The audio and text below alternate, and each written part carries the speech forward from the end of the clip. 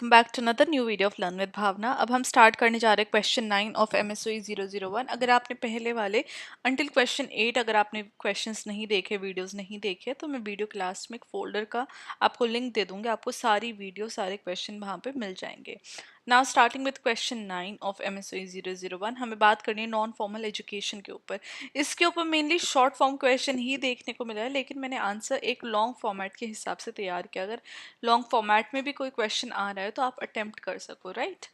चलो अब स्टार्ट करते हैं क्वेश्चन हमारा। हमें बात करनी है नॉन फॉर्मल एजुकेशन। तो यहाँ पे आपका फर्स्ट पैराग्राफ इंट्रोडक्शन का रहेगा। जब हम बात करते हैं नॉन फॉर्मल एजुकेशन NFE के बारे में, तो हम देखते हैं कि एक स्ट्रक्चर्ड लर्निंग प्रोसेस है जो कि ट्रेडिशनल या फॉर्मल स्कूल सिस्टम से बाहर अकर करता है या बाहर एग्जिस्ट करता है। फ्लेक्सिबल है, लर्नर सेंट्रिक होता है, और जो भी इंडिविजुअल्स की डिमांड है, नीड्स है, कम्युनिटीज़ की जो नीड्स हैं उनको स्पेसिफिकली मीट करने के लिए नॉन फॉर्मल एजुकेशन क्रिएट किया गया है। जब हम बात करते हैं फॉर्मल एजुकेशन की, जहाँ पे एक स्पेसिफिक करिकुलम है और एक इंस्टीट्यूशनल फ्रेमवर्क है, वो बहुत ज़्यादा रिजिड है। मतलब कि अगर उसके अंदर 10 चैप्टर हैं वो ऑलरेडी मैंशनड होते हैं और वही पढ़ने होते हैं, राइट। लेकिन वहीं पे जब हम NFE की बात करते हैं, नॉन फॉर्मल एजुकेशन की बात करते हैं, तो वो प्रैक्टिकल स्किल्स के ऊपर बात करते हैं। लाइफ लॉन्ग लर्निंग वहाँ पे होती है और इंक्लूसिविटी के बारे में बात होती है, राइट। ऐसी लर्निंग, ऐसी स्किल्स जो कि लाइफ लॉन्ग हो, और जिन स्किल्स की लाइक जब हम बात करते हैं टुडे सोसाइटी में, वहाँ पे उनका काम हो रहा हो, तो वहाँ पे NFE यूज़ में आता है, राइट। उसके बाद जब हम सोशोलॉजिकल पर्सपेक्टिव से NFE को देखते हैं, तो हम देखते हैं कि कैसे इसका इम्पॉर्टेंट रोल होता है सोशल इक्विटी लाने में और स्ट्रक्चरल इनइक्वालिटीज़ को एड्रेस करने में, एज वेल एज ये कम्युनिटी डेवलपमेंट में भी प्रमोट करता है। कम्युनिटी डेवलपमेंट में भी इसका बहुत बड़ा योगदान देखने को मिलता है। फर्स्ट इसका पॉइंट आ जाता है फ्लेक्सिबिलिटी एंड एक्सेसिबिलिटी। ये डाइवर्स नीड, जो भी सोसाइटी में डिफरेंट कल्चर है, डिफरेंट ग्रुप्स हैं, उनकी नीड्स को समझता है और उसके हिसाब से करिकुलम स्किल्स अपनी डेवलप करता है। जहाँ पे सोशो कल्चरल और इकोनॉमिक कॉन्टेक्स्ट है लर्नर्स का, उनके बारे में समझ के, डिसएडवांटेज ग्रुप और मार्जिनलाइज ग्रुप की जितनी भी नीड्स हैं उनको समझ के, देन इसकी जो भी स्किल्स हैं ये सोसाइटी के अंदर डेवलप करता है और इनकलकेट करने की कोशिश करता है। फॉर एग्जांपल, जब हम बात करते हैं एडल्ट लिटरेसी प्रोग्राम्स की या फिर वोकेशनल ट्रेनिंग की, तो ये ऐसी नीड्स को एड्रेस करता है जो कि फॉर्मल एजुकेशन में नहीं पाई जाती, राइट। फॉर्मल एजुकेशन में जितने भी नीड्स जो एक्सक्लूडेड हैं या फिर एड्रेस नहीं की गई हैं, वहाँ पे NFE वो सारी नीड्स, वो सारी स्किल्स लेके आता है for adult literacy as well. Second आ जाता है लाइफ लॉन्ग लर्निंग। अब जितने भी इंडिविजुअल्स हैं वो अपने पेस पे, अपनी स्पीड पे, अपने टाइम के अकॉर्डिंग पढ़ाई कर सकते हैं, राइट, लर्न कर सकते हैं।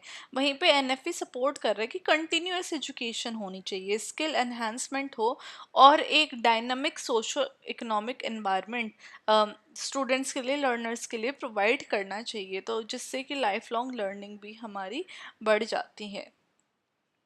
सेकेंड आ जाता है हमारा एम्पावरमेंट ऑफ मार्जिनलाइज ग्रुप।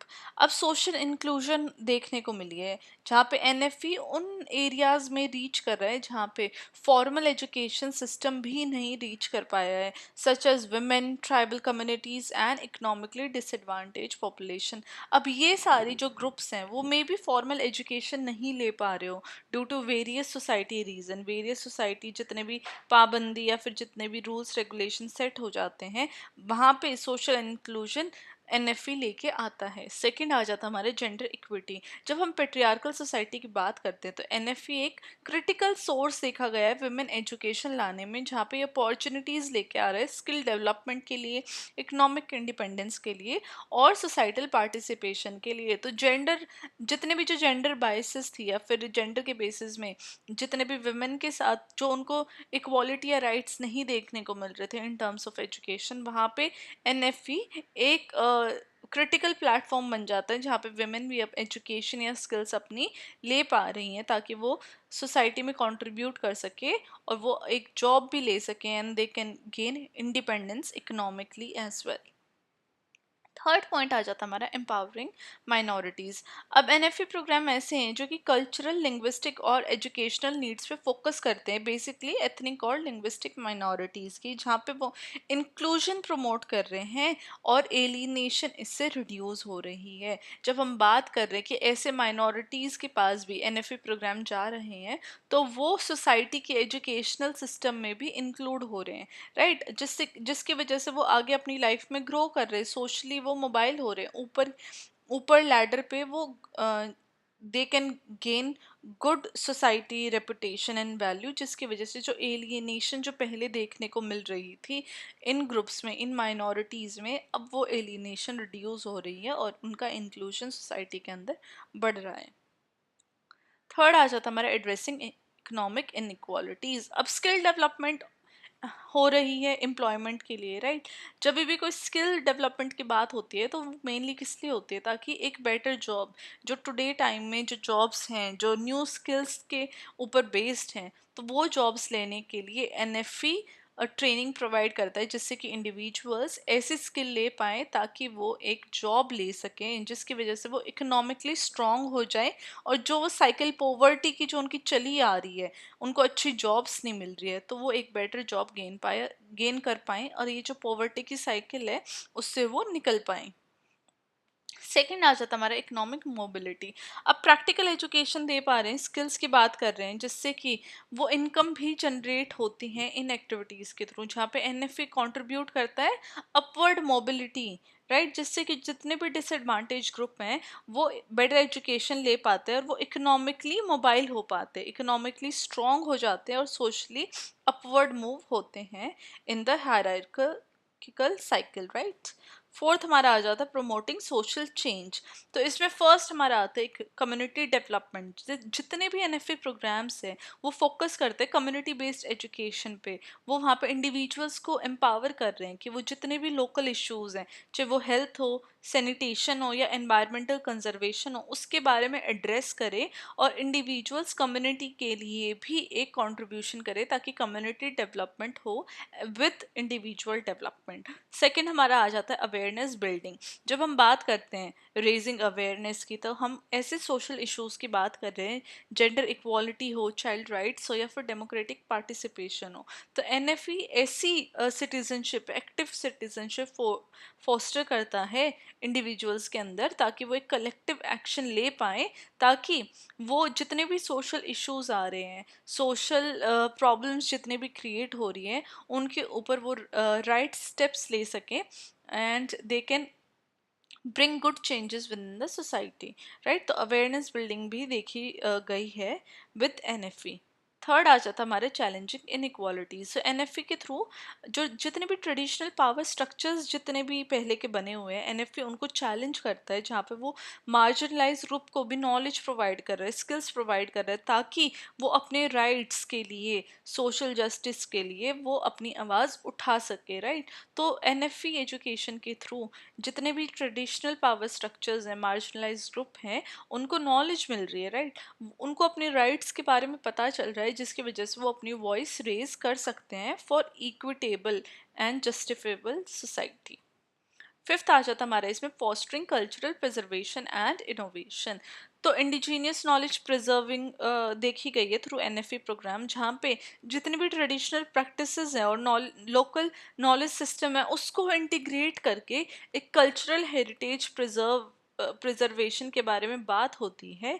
वहीं पे कंटेम्प्रेरी नीड्स को भी अडेप्ट करना, राइट। ये नहीं है कि अगर आप जितनी भी अपकमिंग नॉलेज स्किल्स के बारे में आप बात कर रहे हो ताकि आप मॉडर्न सोसाइटी के अंदर एक बेटर पोजीशन ला सको, तो आप ट्रेडिशनल नॉलेज या इंडिजीनियस नॉलेज को भूल जाओ। एनएफई बात कर रहा है कि आपको प्रिजर्व तो करनी है इंडिजीनियस नॉलेज, उसके साथ साथ आपको जितने भी कंटेम्प्रेरी नीड्स हैं, मॉडर्न नीड्स हैं, उनको भी अडेप्ट करना है।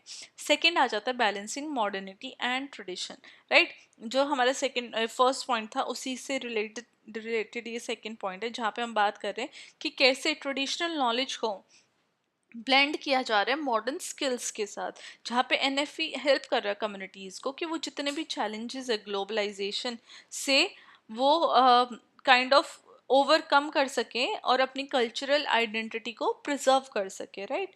तो ये एनएफई एक बहुत अच्छा ब्रिज बन गया है मॉडर्निटी और ट्रेडिशन के बीच में उनको बैलेंस करने के लिए। सिक्स्थ आ जाता है हमारा ब्रिजिंग एजुकेशनल गैप्स। तो ये एक ऑल्टरनेटिव लर्निंग पाथवे बन गए जहाँ पे चिल्ड्रन या एडल्ट्स जिन्होंने फॉर्मल एजुकेशन से वो ड्रॉप आउट हो चुके हैं, वहीं पे एनएफई एक ऑल्टरनेटिव पाथ निकल के आया है जहाँ पे वो लिटरेसी, न्यूमरेसी और अदर बेसिक स्किल्स के बारे में सीख सकते हैं। सेकंड आ जाता है प्रिपरेशन फॉर फॉर्मल एजुकेशन।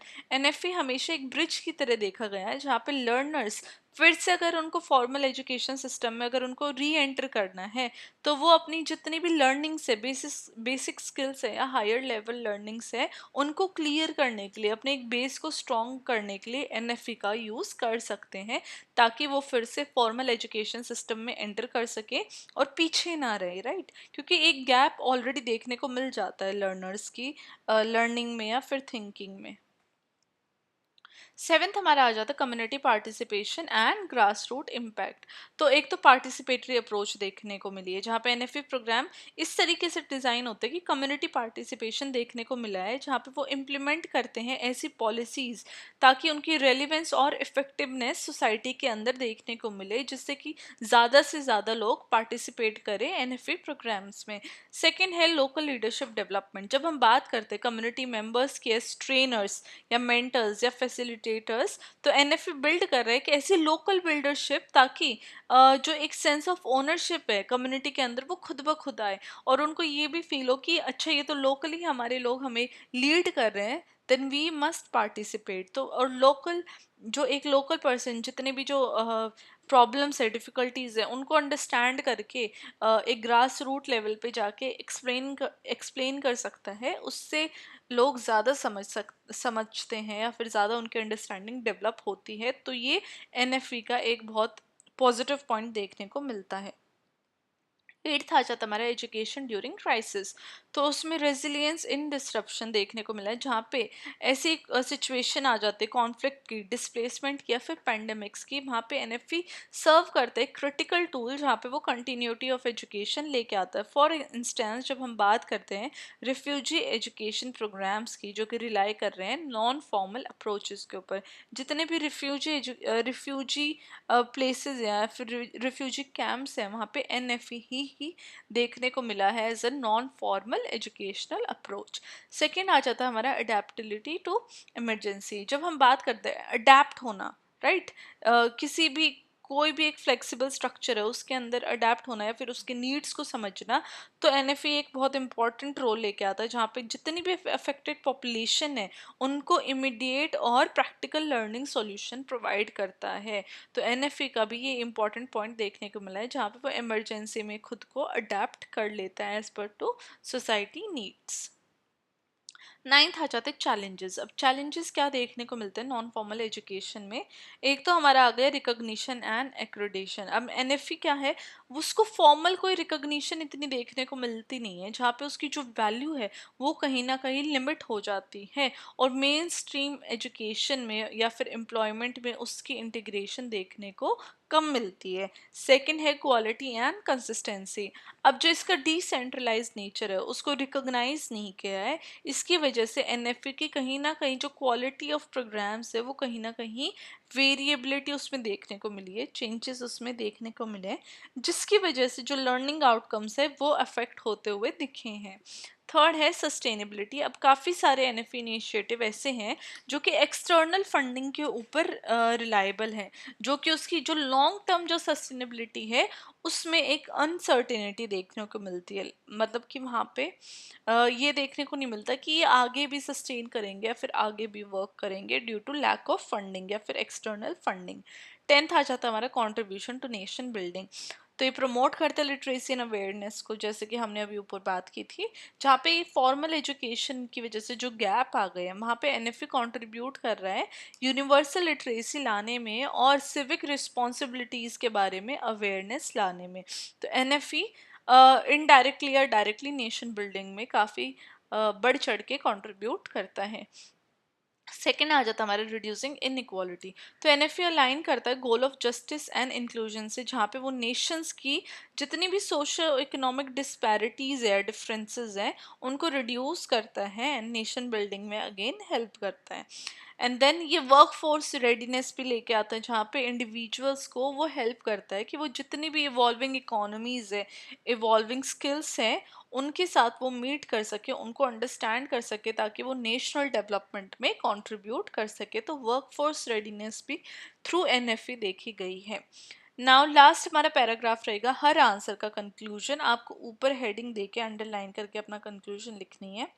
जब हम बात करते हैं सोशोलॉजिकल पर्सपेक्टिव से एनएफए की, तो हम देखते हैं कि बहुत इंपॉर्टेंट कंपोनेंट है सोसाइटी के एजुकेशनल फ्रेमवर्क का, जहाँ पे ये फॉर्मल एजुकेशन को कॉम्प्लीमेंट करता है, जहाँ पे जितने भी गैप्स आ गए लर्नर्स के बीच में, अगर उन्होंने फॉर्मल एजुकेशन छोड़ दिया या फिर उन्होंने ब्रेक ले लिया है, तो उनको एड्रेस करके उनको प्रिपेयर करता है फिर से फॉर्मल एजुकेशन के लिए रेडी होने में, जहाँ पे इंक्लूसिविटी की बात एनएफई करता है। इंक्लूसिविटी देखी भी गई है with the help of NFE, और ये एम्पावर करता है मार्जिनलाइज ग्रुप्स को, उनको रेडी करता है फॉर इकोनॉमिक डेवलपमेंट। और एनएफई के थ्रू लाइफ लॉन्ग लर्निंग देखी गई है, क्योंकि स्किल्स और डेवलपमेंट के ऊपर ज़्यादा ध्यान देता है, कम्युनिटी डेवलपमेंट हुई है, सोशो इकोनॉमिक मोबिलिटी भी देखी गई है।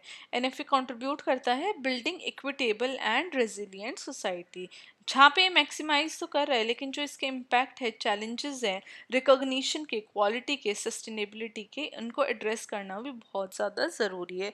जब हम बात करते हैं एक डायनामिक वर्ल्ड के बारे में जब भी बात होती है, तो एनएफई हमेशा एक इम्पॉर्टेंट टूल निकल के आता है for nation building and social progress. Okay, so NFA का आपने देख लिया कि कैसे जब हम डायनामिक वर्ल्ड की, एक इतना वर्ल्ड है जो इतना डिस्टिंक्ट है, जहाँ पे इतनी डिफरेंट बेसिस के ऊपर सोसाइटी क्रिएटेड है, तो एनएफए का वहाँ पे रोल और भी ज़्यादा इम्पोर्टेंट हो जाता है, राइट। तो ये हमारी कंक्लूजन थी। आई होप आप लोगों को ये आंसर समझ में आएगा। वेरी इजी क्वेश्चन एंड उससे भी इजी आंसर है, बस आपको जो हेडिंग्स एंड सब हेडिंग्स है वो आप नोट कर लीजिए, उनको आप अच्छे से ध्यान से लर्न कर लीजिए, and you can easily write answer on this question अगर ये आता है एग्जाम में तो।